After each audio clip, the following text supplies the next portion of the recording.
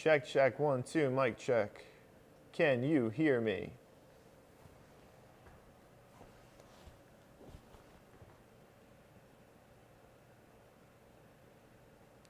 Check, check. All right, I can hear myself. Welcome to today's skills class. We're going to be making roasted peppers, an extremely easy and delicious ingredient that you can use in many recipes. All you need for this recipe are a few things. You need a bowl, a knife, an oven with a roasting pan, and a couple peppers. If you want to find the full information, you can find that in the description below. It's going to take you to my Patreon page where you're going to see everything. That's where I deliver free recipes to everyone who's looking for more IBD-focused food. So for today, let's get started by preheating our oven. Our oven right now is at 450. It's the highest this toaster oven will get to. And our roasting pan is in the oven. It does not need to be. So let me grab some gloves. This recipe is going to be part of a bigger recipe on Thursday. So if you're watching this now or later, there are other recipes you can use this skill in today. So we're going to start off first. I think I said first like 5 times. So we're going to start off now by taking your pepper, which you've rinsed and you've dried off, and you're going to decore or core. You're going to core the pepper. The way I like to do this, and there's many ways people do this, is they'll chop off the ends and they'll use the other pieces. But for this specific scenario, I want to make sure we get as much flesh, meat as possible off of this vegetable. And I say meat in a way that's similar to animal, but like there's meat on this vegetable. So take a knife, preferably a small one. If it's too big, it's going to be hard to move around with. And we're going to make an incision to decore this pepper right around it's not the stem, but it's the base of the stem. And what we're doing is we're cutting around all of the seeds that are connected to this stem. So what should happen, as we scored it really nicely, is it should twist right off, right? So we're twist it a couple times and pull it out, like so. Set that aside. We're gonna do it again, because we have 2 here. I did roast the pepper earlier, but we'll get to that in a minute. If this is your first time here, make sure that you follow us if you're looking to join in some more of these classes, and subscribe to be notified when we go live. So that one, nice and quick. You can see all the seeds. The seeds are what we're trying to stay away from right here. They're not going to break down in our gut, and if you want them to go bypass your system, you're going to have to puree them or just take them out. So now, what we're going to do is smack the bottoms nice and lightly, or you can use your knife if you're trying to be fancy. But smacking it should work. You can smack it on the table. This is going to prevent us from having to do a lot of work later, right? And the name of the game with this kind of stuff is prep. Your mise en place is to be like really nice in order, and everything will be fine. If you don't do these things and you're roasting a lot of peppers, you're going to hate yourself later. So you see there's still some in there, which is fine. We can use our fingers to pull those out, and it's not a big deal, so don't worry about it. And now we're to the point where we have our peppers where we need them to be. And this part's not necessary, but I think this part you don't have to do, but I think it's necessary. That's what I wanted to say. We're going to add some fat on the outside of these peppers, and that's going to really help attract more heat to the skin. Like I said, you don't have to do this, but I think it really helps. I'm going to be using coconut oil just because I feel like it sticks on really well. And we have this avocado oil here too if you're looking for something else to use. This one's from Primal Kitchen. So what I like to do is smear, like per pepper, maybe a teaspoon, not even. Rub it on my hands like I'm gonna put it on like lotion, and then we're gonna rub it all over the pepper. If your peppers are cold, your coconut oil will solidify extremely fast. So remember that.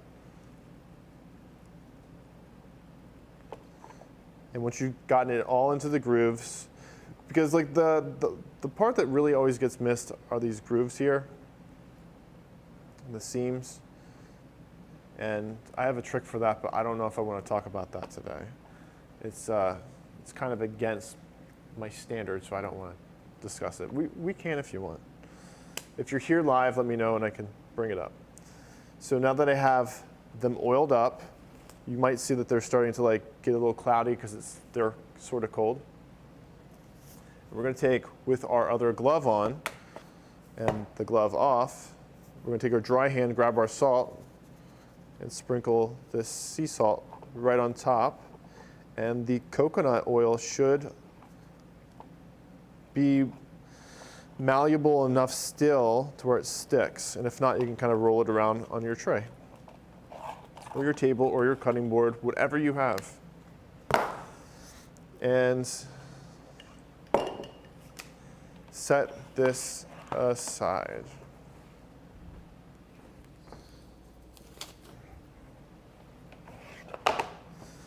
So now we're going to grab our pan. My pan is extremely hot, so I have to use this serviette or this trivet.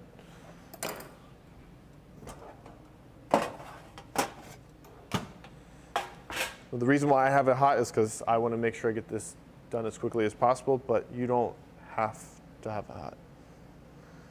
You just want to make sure they're sitting upright, there's space all around, and we're going to put it right in the oven without burning ourselves.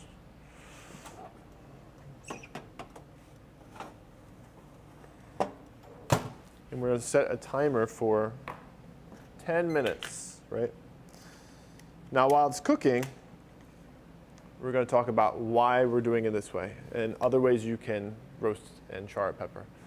So, high heat in the oven is extremely the easiest thing you can use because most of you have an oven at home. You can use a convection oven. Applying a fan will allow this to happen much faster. So 10 minutes with a fan at the highest temperature you have on your oven, 450, 500, 550. It could happen between 8 to 10 minutes. We just want to make sure that the moisture that is between the meat and the skin is cooking at a fast rate so it blisters. It's like when you get a sunburn, right? When you're out in the sun too long, the moisture in your skin starts to separate from the top layer and it'll bubble and blister. That's exactly what we're doing to these peppers. So we're looking for a high, fast heat. You can do that with a grill. So if you do the same thing, you can grill peppers and they'll do the formation, they'll do the same exact thing. They might not be as even, and with that comes the tip that I don't want to say, but I will. You can take a blowtorch, and where the grill would miss because the heat's so uneven, you can ride it along the seams of the pepper, and it will start to blister there, and then all of the skin will come off perfectly fine. This method that we're doing in this small toaster oven, although it's good, it takes a little longer than we want, so it's going to take about 10 to 20 minutes. And that's why we did one in advance. So this is a pepper we did earlier. It's probably been sitting here for about almost 10 minutes now. So it's nice and warm. When they get done, we put them in a container. You can use glass, metal. Stay away from plastic if you possibly can. And what's happening is it's the steams allowing it to separate further. And it kind of cooks the flesh a little bit, making it more tender. So you can roast a pepper extremely fast, extremely hot, and it'll be nice and firm. But if you don't let it sit and steam, it will never get nice and soft and malleable. So let's crack this bad boy open. I'll leave this clock over here for you to take a gander.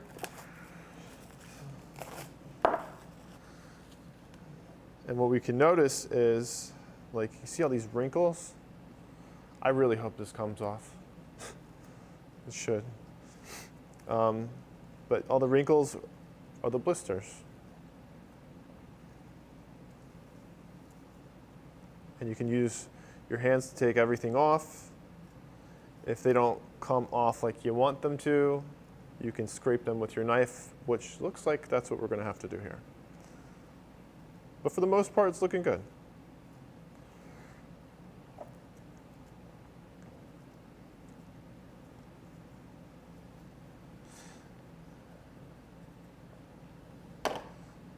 So at this point, you can rock and roll. You can, once you get the skin off, you can do whatever you want. You can slice them, you can dice them. You can clean more of the inside out, which I would suggest to do. You can just marinate them in olive oil and they'll still stick around for quite some time as long as there's no oxygen. And you can pull them out when you want them from your fridge. But you can also tell that, like, there's not many seeds in here. So there's 1, 2, 3, 4 tiny seeds that we probably weren't able to get out. But that's it. So, like, from popping them out in the beginning, it saved us so much work from happening later. And the ribs here, these, like, if you can tell, this white area here, that's called a rib. You'll see them in most peppers. For some reason, it's not in this one. I don't know why. It's just really a thinner pepper. So I would trim those off because people will say they're bitter, which I guess they can be. Or you can leave them. I personally don't have a preference on that. But just use your knife to scrape off the excess skin and cut them how you want. For the recipe on Thursday, we're just going to be chopping them up into big pieces. So we're going to do that for this so it's ready to go.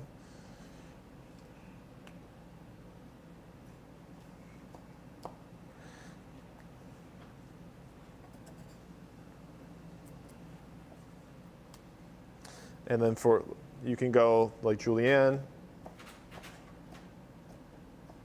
I think you'll see most places will like do julienne peppers, and they'll put them on like antipasta dishes, into salads. But you can do whatever you want. You can wrap them around sardines and toothpick them for like an hors d'oeuvre. That's a really good way to use them. But that's it, you know? Super simple. It's a skill I think most cooks learn from the get-go. In like knife skills class. But it's like one of those skills you do when you're like in between, like you're approaching cooking more. You're not just chopping up vegetables. So we have 3 minutes left. Let's just pull these peppers out to see what they look like. Maybe we can get a nice glimpse.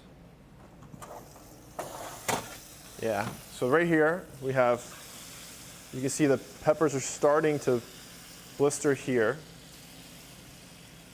And what we're going to do is turn them around so they can cook evenly. So if you guys have questions, make sure to drop them in the chat right now. And if you were watching this later, you can drop them in the comment section. I'll be happy to get back to you. But we're going to be doing more of these classes. If you want to tune in and join, like I said, make sure you're following, subscribe, and you're going to hit that bell to be notified when we go live next time. So thank you so much for tuning in, and have a great 4th of July.